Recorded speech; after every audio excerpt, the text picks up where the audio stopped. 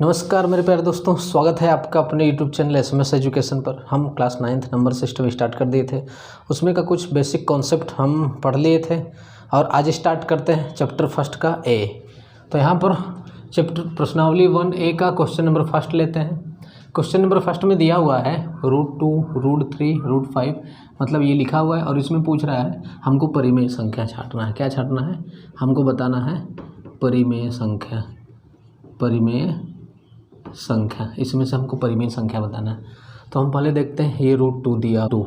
हम बताए थे आपसे कि जब कोई नंबर अंडर रूट के अंदर हो तो ये जो भी नंबर हो, अगर यह पूर्ण वर्ग संख्या है तब तो यह परिमेय होगा, नहीं तो परिमेय नहीं होगा। अगर दो पूर्ण वर्ग संख्या नहीं है तो यह परिमेय नहीं होगा। क्या होगा? यह परिमेय नहीं है। अब हम √3 को बताते हैं। √3, यहाँ पर अगर √3 ले लें तो इसको अगर बताना है कि यह परिमेय है कि नहीं, तो आप देखोगे रूट के अंदर है 3, तो हम देख रहे हैं कि ये जो 3 है, 3 भी पूर्ण वर्ग संख्या नहीं है।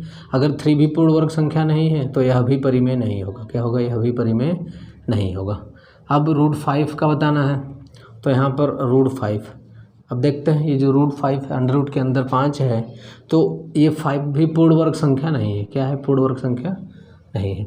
अगर 5 भी पूर्ण वर्ग संख्या नहीं है तो यह भी परिमेय संख्या नहीं होगा। अंडर रूट 5 भी क्या होगा? पूर्ण वर्ग संख्या। ये 5 पूर्ण वर्ग संख्या नहीं है, इसलिए यह भी परिमेय संख्या नहीं होगा। अब हमको देखना है √4/9। क्या देखना है? √4/9 यानी 4/9। तो हम देख रहे हैं कि ये 4 और बट्टा में 9, 4 भी पूर्ण वर्ग संख्या है, 9 भी पूर्ण वर्ग संख्या है, तो इसका आ जाएगा 2/3 आ जाएगा, क्योंकि 4 भी पूर्ण वर्ग संख्या है, 9 भी पूर्ण वर्ग संख्या है। और मैं आपको बताया था कि जब अंडर रूट के अंदर कोई पूर्ण वर्ग संख्या होगा तो यह संख्या होगा आपका परिमेय संख्या। क्या होगा? परिमेय संख्या। परिमेय संख्या है।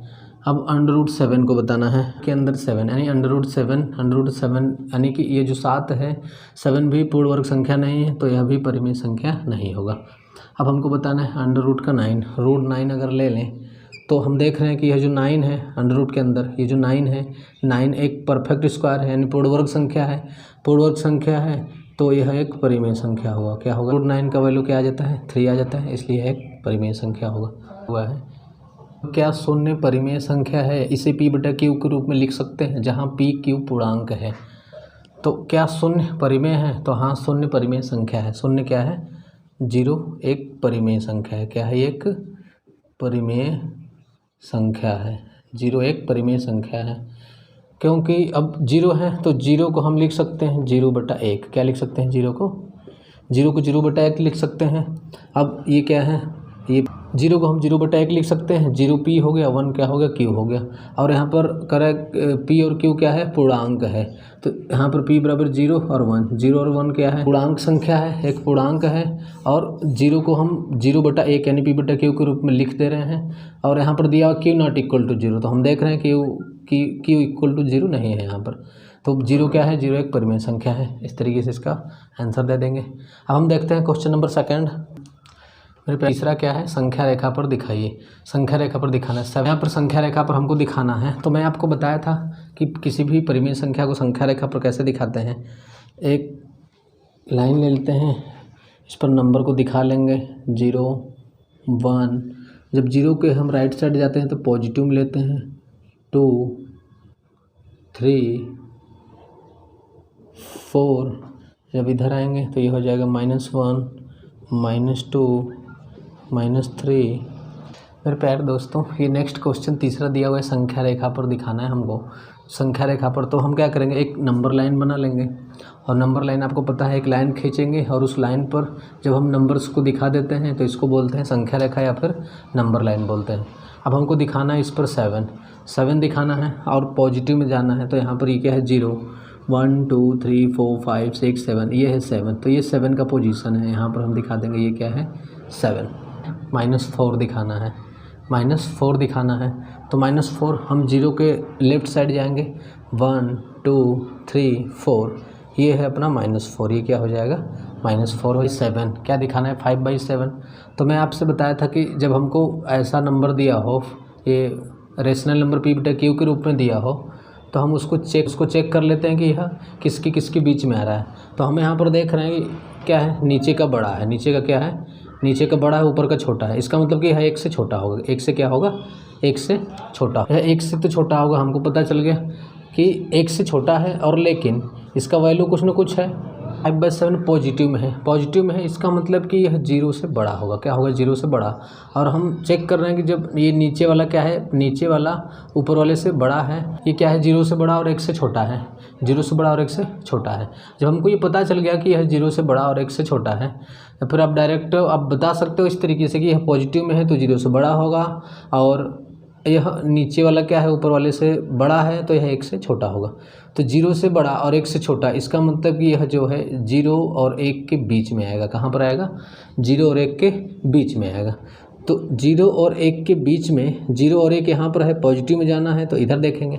अब मैं बताया था कि ये जो नीचे लिखा रहता है इसको इतने भागों में बांटते हैं। कितने भागों में? जो नीचे रहता है इसको उतने भागों में बांटेंगे। यहाँ पर 7 है, तो 0 और 1 के बीच में कितने बराबर भागों में बांटेंगे? 7 बराबर भागों में बांटेंगे। तो यहाँ पर ये क्या? 1 2 3 4 5 6 और ये 7, 7 बराबर भागों में बांट दिए। अब 7 बराबर भागों में बांटने पर जो 5वां पॉइंट होगा, कौन सा 5वां पॉइंट? वह 5/7 को दिखाएगा। तो 1 2 3 4 5, ये है 5वां पॉइंट। तो ये वाली जो पोजीशन होगी, ये वाली पोजीशन दिखाएगी 5/7 को। किसको दिखाएगी? 5/7 को। तो ये वाली पोजीशन हमको हमारा मिल जाता है 5/7। अब इसके बाद हमको दिखाना है 8/3। क्या दिखाना है? 8/3। 8/3 दिखाना है। तो सेम कंडीशन जैसे 5/7 का किए हैं उसी तरीके से 8/3 का करना होगा हमको। 8/3 है, यहाँ पर लिख देंगे 8/3। और यह हमको पता है कि यह पॉजिटिव है। अगर यह पॉजिटिव है तो यह 0 से बड़ा होगा। 0 से बड़ा होगा। और देखते हैं, भाग दे करके चेक करेंगे।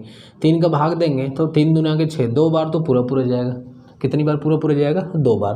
3 दूना के 6 यानी 3 2 6, तो 2 बार तो पूरा पूरा चला गया। अब बचा कितना? 2। 3 से भाग दे रहे थे तो 3, 2 सही 2/3 आ गया। ये क्या आ गया? 2 सही 2/3। तो हम देख रहे हैं यहाँ पर 2 सही 2/3 को हम आप इस तरीके से लिख सकते हैं, 2 + 2/3। इसका मतलब ये है कि यह संख्या जो है 2 से बड़ा है। क्या है? 2 से बड़ा। और यह 2 से बड़ा है, लेकिन 2 के बाद जो नंबर आएगा उससे छोटा है। यानी कि ये जो 2/3 है, हम देख रहे हैं नीचे का बड़ा है, ऊपर का छोटा है। इसका मतलब कि यह 1 से छोटा है। 1 का मतलब, ये कहने का मतलब है कि 2 के बाद जो 1 आएगा, यानी 2 के बाद क्या आएगा? 3 आएगा। तो 2 के बाद और 3 के पहले, यानी कि ये जो पूरा नंबर हुआ यह 2 से तो बड़ा हुआ, लेकिन 3 से छोटा हुआ। 3 से क्या हुआ? छोटा। तो 2 और 3 के बीच में आएगा 2 सही 2/3 है कि ये जो 2 है, 2 तो हमको पूरा पूरा यहाँ पर मिल जा रहा है। मिल गया 2। अब 2 पूरा पूरा मिल गया। 2 के आगे कितना दिखाना है? 2/3। 2 के आगे कितना दिखाना है? 2/3। यानी कि 2 के आगे जाने पर ये जो लाइन मिल रही है, ये 3 बराबर भागों में बांटना है। कितने भागों में बांटना है? बराबर 3। तो बांट लेंगे 1 2 और ये 3, ये है 2 और ये 3। 3 बराबर भागों में बांट लिए। तो जो दूसरा भाग होगा वह 2/3 को दिखाएगा। दूसरा भाग कौन सा है? पहला, और ये 2/3 को दिखाएगा। कहाँ 2/3? मतलब कि यहाँ से यहाँ तक 2/3 हुआ। जबकि हमको दिखाना कितना है? 2 सही 2/3 या फिर 8/3 दिखाना है। तो ये जो पोजीशन 0 से होगा, कहाँ गया? सॉरी, 0 यहाँ पर है। तो 0 से यहाँ तक का जो पोजीशन होगा, यानी 0 से यहाँ तक का जो पोजीशन होगा, पोजीशन तो यही होगा, लेकिन 0 से यहाँ तक का डिस्टेंस जो होगा वह डिस्टेंस होगा। मैं इसको इरेज कर देता हूँ। यानी 0 से यहाँ तक का जो डिस्टेंस होगा वह 8/3 होगा। क्या होगा? 8/3। और तीर इधर को इसलिए दिखाएंगे क्योंकि हमको 0 से पॉजिटिव की तरफ गए हैं, तो ये तीर दिख पड़ेगा। और 0 से यहाँ तक ये जो पोजीशन होगा, ये 8/3 का पोजीशन होगा।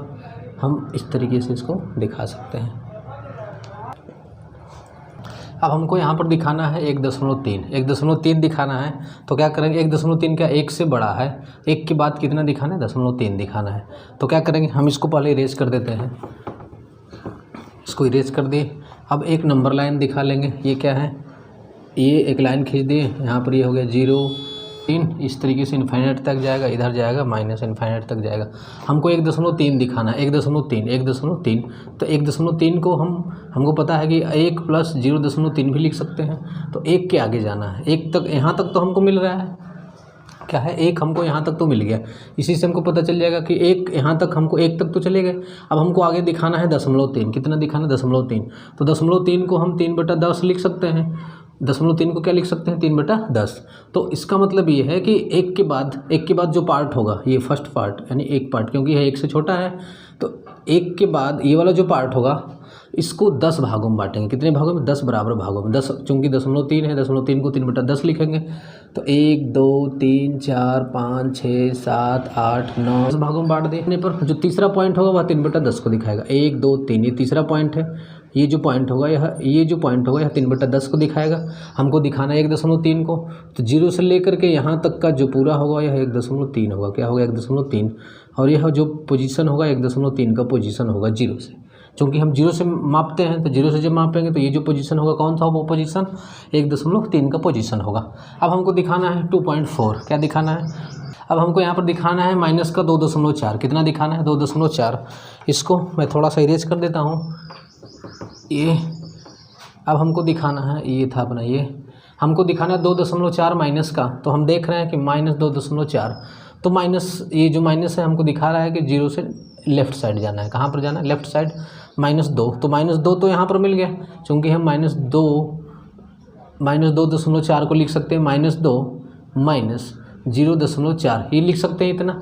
या तो हमको इसी से पता चल रहा है, -2.4 से ही पता चल रहा है कि 2 से बड़ा है। 2 से कितना बड़ा है? 0.4। तो 2 तक तो यहाँ पर मिल गया। अब ये जो 0.4 है, ये 0.4 को हम लिख सकते हैं 4, कितना लिख सकते हैं? 4/10। तो ये जो -2 है, -2 के बाद जो होगा, क्योंकि यह 1 से छोटा है, तो ये जो 2 है, 2 के बाद जो पहला पार्ट होगा, यानी यहाँ से यहाँ तक एक पार्ट है ये, तो इस पार्ट को 10 बराबर भागों में बांटेंगे। कितने भागों में बांटेंगे? 10 बराबर भागों में। 1 2 3 4 5 6 7 8 9 10, इसको 10 बराबर भागों में आप बांट लेंगे। अब बांटने के बाद जो चौथा पॉइंट होगा, कौन सा पॉइंट? चौथा पॉइंट, वह 4/10 को दिखाएगा। 1 2 3 4, ये चौथा पॉइंट यहाँ पर मिला। क्या मिला? यहाँ पर चौथा पॉइंट मिला। तो यही जो पोजीशन होगा, यही पोजीशन हमको बताएगा।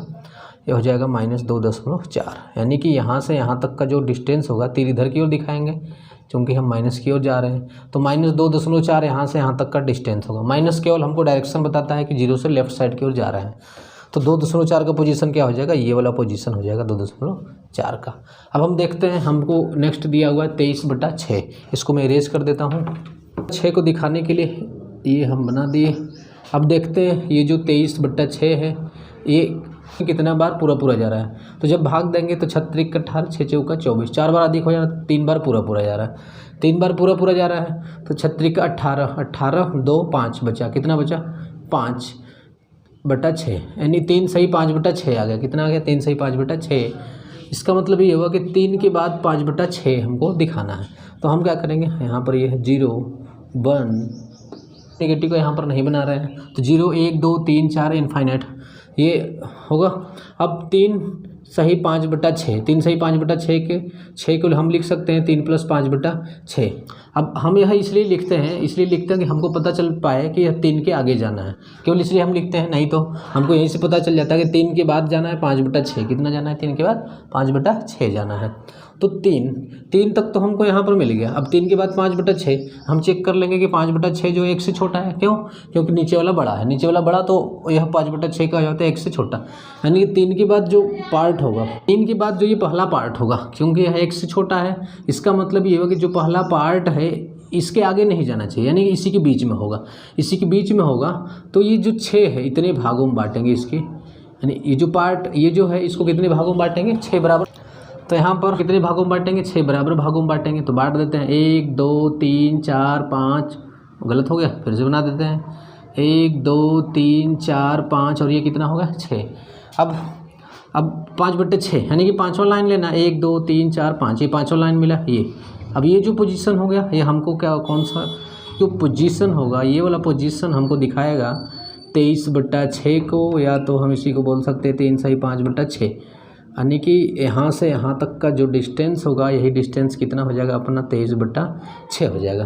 तो मुझे उम्मीद है कि ये नंबर लाइन आपको बहुत अच्छे से समझ में आएगा, क्योंकि हम यह पहले भी बता चुके थे। और आज ये आपका क्वेश्चन हो गया नंबर लाइन का। अब नेक्स्ट क्वेश्चन देखते हैं। यहाँ पर ये नेक्स्ट क्वेश्चन दिया हुआ है, निम्न परिमेय के बीच परिमेय संख्या हमको बताना है। क्या बताना है? ये जो परिमेय संख्या दिया हुआ है इसके बीच परिमेय संख्या बताना है और एक परिमेय संख्या बताना है। कितना बताना है? एक। कितना हमसे पूछ सकता है? 1, 2, 3, 4 कुछ भी पूछे। तो हम आपको बताए थे ये दिया हुआ 1/4 और 1/3 के बीच। तो जो दिया हो, मान लीजिए हमको एक परिमेय संख्या बताना है, तो कैसे निकालेंगे? इन दोनों को जोड़ देंगे। क्या कर देते हैं? इन दोनों को जोड़ देते हैं। मैं आपसे बताया था कि जो भी नंबर दिया हो उसको जोड़ देते हैं और जोड़ने के बाद उसका आधा कर देते हैं या फिर 1/2 से गुणा कर देते हैं। अब जब इसको सॉल्व करोगे तो ये क्या होता है, इसका इसमें मल्टीप्लाई कर दें तो 4 3 12, 3 + 4 एकम 4 गुणे 1/2। ये हो गया आपका। मैं इधर दिखा देता हूँ। 4 3 7/12, ये हो जाएगा आपका 7/12 गुणे 1/2। तो 7/12 गुणे 1/2, 7 एकम 7 बट्टा में 12 दूना के 24। ये हो जाएगा एक परिमेय संख्या। 1/4 और 1/3 के बीच एक परिमेय संख्या पूछेगा तो हम क्या करेंगे? इसको जोड़ देंगे। जोड़ने के बाद इसका आधा कर देंगे यानी 1/2 से गुणा कर देंगे। हल करने पर ये नंबर आ गया।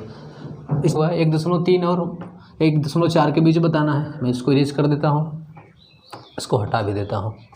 यहाँ पर दिया है कि 1.3 और 1.4 के बीच एक परिमेय संख्या बताना है।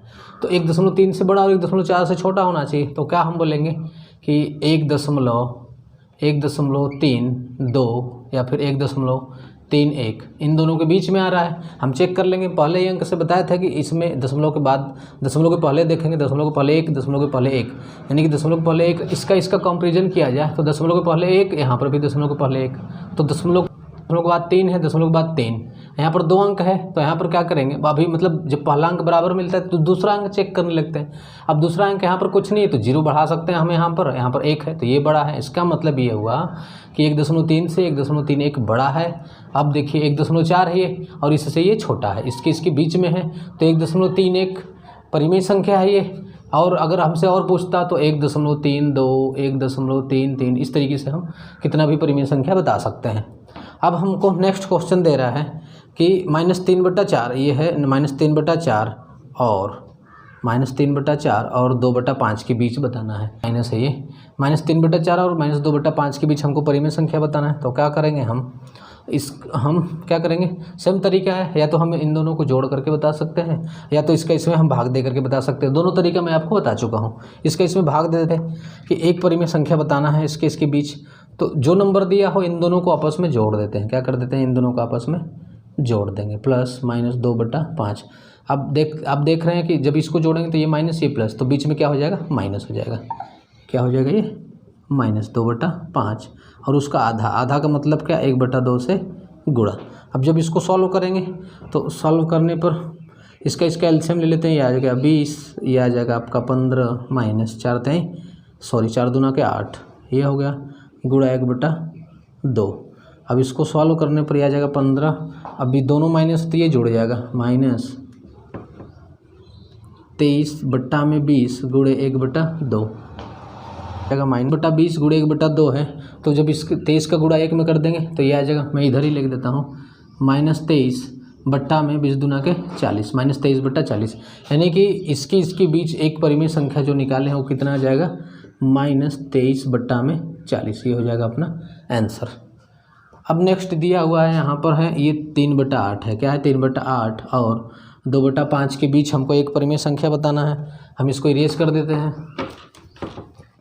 तो इसके बीच परिमेय संख्या बताने के लिए मैं बताया था आपसे कि जब परिमेय संख्या पूछे तो मान लीजिए ये पहला परिमेय संख्या है तो इन दोनों को आपस में जोड़ देंगे। क्या कर देंगे? इन दोनों को आपस में जोड़ देंगे। जोड़ दिए। अब जोड़ने के बाद इसका आधा का मतलब 1/2 से गुणा कर दें। अब जब इसका एलसीएम लेंगे या फिर इसका में गुणा कर दे तो 8 पंजे 40 हो जाएगा, 5 3 15 हो जाएगा, प्लस 8 दूना के 16। अब क्या करें? 1/2 से गुणा। अब ये हो जाएगा आपका 15 और 16 जोड़ेंगे तो यह आ जाएगा आपका 31/40 दूना के 80, 31/80। तो इन दोनों के बीच जो परिमेय संख्या होगा वह हो जाएगा 31/80। ये हो जाएगा आंसर। तो मुझे उम्मीद है कि ये जो किसी भी परिमेय संख्या के बीच में जब परिमेय संख्या हमसे पूछेगा तो हम इस तरीके से उसको सॉल्व कर लेंगे। हम देखते हैं नेक्स्ट क्वेश्चन। दोस्तों ये क्वेश्चन 5वां क्वेश्चन दिया हुआ है, 3 और 4 के बीच 6 परिमेय संख्या बताना है। कितना बताना है? 6 परिमेय संख्या बताइए। तो तो 3 और 4 के बीच 6 परिमेय संख्या आप बता लेंगे, मैं पीछे बता चुका हूँ। 3 और 4 के बीच बताना है तो आप बता लोगे 3.1, 3.2, इस तरीके से 6 परिमेय संख्या, या जितना भी पूछेगा आप आराम से बता सकते हो। अब हमको 60वां क्वेश्चन दे रहा है 3/5 और 4/5 के बीच 6 परिमेय संख्या बताइए। तो उसी तरीके से मैं इसको भी बता चुका हूँ आपको, इस तरीके का क्वेश्चन कि इन दोनों को आपस में जोड़ करके आधा करते जाओ और निकल सकता है आपका इसके बीच परिमेय संख्या, चाहे जितना पूछे निकाल सकते हो आप। या तो फिर मैं आपसे दूसरा तरीका भी बताया था कि इसका इसमें भाग दो, इसका इसमें भाग दो, दशमलव में आएगा, आप दशमलव में लाने के बाद उसको सॉल्व कर सकते हैं आप। अब नेक्स्ट क्या हुआ है क्वेश्चन नंबर 7। क्वेश्चन नंबर 7 दिया हुआ है कि नीचे दिए गए कथन सत्य या असत्य है, कारण के साथ अपने उत्तर को देना है। ये कह रहा है प्रत्येक प्राकृतिक संख्या एक पूर्ण संख्या होती है। प्रत्येक प्राकृतिक संख्या पूर्ण संख्या होती है, पूर्ण संख्या होती है। ये बोल रहा है कि प्रत्येक प्राकृतिक संख्या पूर्ण संख्या होती है। बताना है हमको कि प्रत्येक प्राकृतिक संख्या एक पूर्ण संख्या होती है। तो देखिए प्रत्येक प्राकृतिक संख्या एक पूर्ण संख्या होती है, सही है। क्यों सही है? क्योंकि हम आपको बताए थे नंबर लाइन ये 0 है, 1 2 3 पॉजिटिव में इधर जाता है, जब हम इधर जाएंगे तो जब इधर जाएंगे तो ये -1 -2 -3 इस तरीके से। अब 1 से लेकर के अनंत तक जो होता है यह प्राकृतिक संख्या होता है। कैसा संख्या होता है? यह प्राकृतिक संख्या होता है। और 0 से लेकर के अनंत तक कैसा होगा? यह पूर्ण संख्या होता है। कैसा होगा? यह पूर्ण संख्या होता है। तो हमसे करेंगे प्रत्येक प्राकृतिक संख्या पूर्ण संख्या होता है। तो हम देख रहे हैं कि प्राकृतिक संख्या 1 से लेकर के है और पूर्ण संख्या क्या है? 0 से है, यानी कि पूर्ण संख्या 0 से लेकर के अनंत तक है, उसमें 1 2 3 4 ये भी शामिल है और यही संख्या 1 2 3 4 ही प्राकृतिक संख्या है। इसका मतलब ये हुआ कि एक भी अगर हम 1 से स्टार्ट करें, एक प्राकृतिक संख्या है तो एक पूर्ण संख्या भी होगा, 2 भी होगा, 3, यानी इस तरीके से सभी प्राकृतिक संख्याएं पूर्ण संख्याएं के अंदर आती हैं। तो प्रत्येक प्राकृतिक संख्या एक पूर्ण संख्या होगा, सही है। अब दूसरा कह रहा है प्रत्येक पूर्णांक एक पूर्ण संख्या होती है। मैं इसको मिटा देता हूँ। कह रहा है प्रत्येक पूर्णांक पूर्ण संख्या होती है।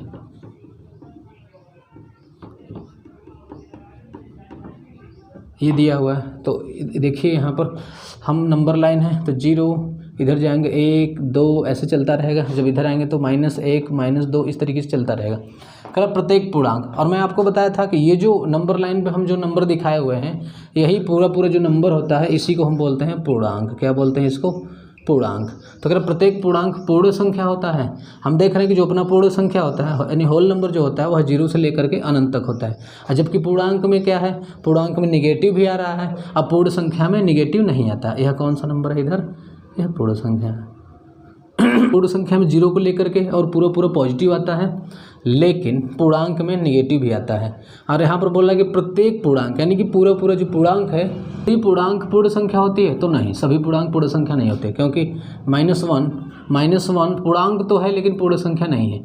इसलिए यहाँ पर क्या होगा ये कि प्रत्येक पूर्णांक पूर्ण संख्या नहीं होगी। नेक्स्ट यहाँ पर देखते हैं क्या दिया हुआ है, इसको इरेज कर देते हैं। नेक्स्ट करें प्रत्येक परिमेय संख्या एक पूर्ण संख्या होती है। प्रत्येक परिमेय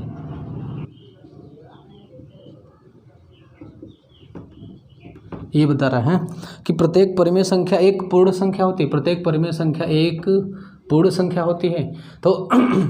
तो ये क्या है? ये गलत है, असत्य। गलत का मतलब क्या है? ये असत्य है, क्योंकि प्रत्येक परिमेय संख्या पूर्ण संख्या नहीं हो सकती। क्यों नहीं हो सकती?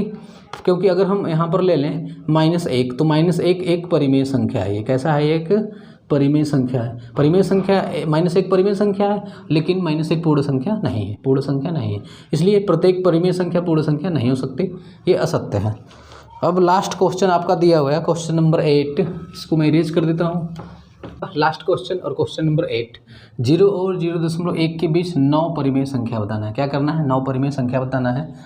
तो आप करोगे क्या? इस क्वेश्चन को सॉल्व करोगे और सॉल्व करके कमेंट में इसका उत्तर दोगे। तो मुझे उम्मीद है कि आज यहाँ पर जो हम बताए हैं आपको ज़रूर समझ में आया होगा। यदि आज की वीडियो आपको पसंद है तो आप अपने संगी दोस्त मित्र पर सबके यहाँ शेयर करें। यदि आप इस चैनल पर नए हैं तो इस चैनल को सब्सक्राइब करें। तो आज के लिए बहुत बहुत धन्यवाद। Thank you.